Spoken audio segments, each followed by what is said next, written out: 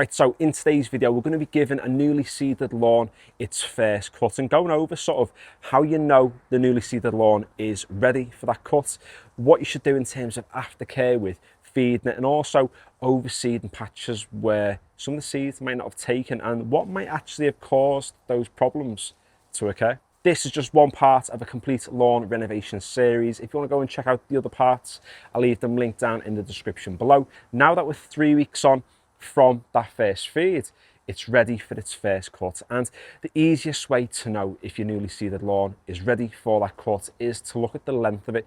Anything from kind of like 5 to 7 centimeters long is a good rule of thumb, but really you don't need to be getting a tape measure out. You just got to make sure that it's got a bit of a monster length on it. It's longer than you'd naturally like to leave your grass, and that way you know that if you've got a big plant, you're going to have quite a deep root system, because the general rule of thumb is the longer the plant, the deeper the roots. Think of any other plant in your garden. The bigger it gets, the more established that root system becomes, and it's the roots that are anchoring those grass plants to the soil. The aim of this first cut isn't to get the grass looking boss. It's not to bring the height of cut down nice and short. What it's to do is to encourage more growth.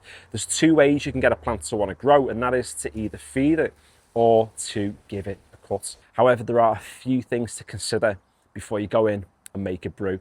Firstly, do you have any problem spaces where the seed might not have taken? And we'll start with the elephants in the room. You can see on the right hand side of this lawn, we have a massive strip that is completely grass free. Firstly, it's to do with how the sumi soaker might have sagged onto the soil. If that soaker hose is pressed onto the soil, it'll have prevented any of those seedlings from coming through. So that's most likely the reason why. But I think another reason too is to do with how this garden sees sun. On the right hand side, it sits in mostly shade, even through the summer. So what you can do at this stage is put a bit more seed down, put some more competition in, because where you have a bare space of soil is where weeds are most likely to try and take hold. So get a bit of extra seed, and that way you're increasing competition.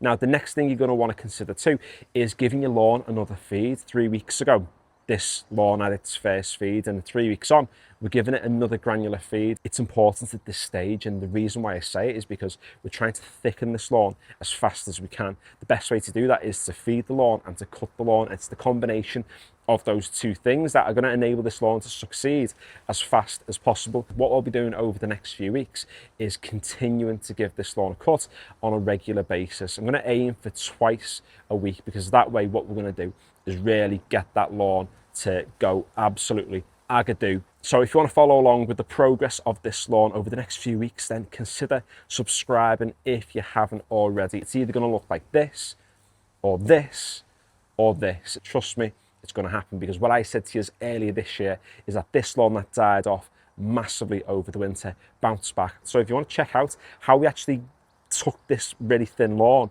and thickened it into one that is absolutely insane at the moment, then consider subscribing if you haven't already. Click on the link on screen, wherever it is now, check out that video. Finally, thanks for watching.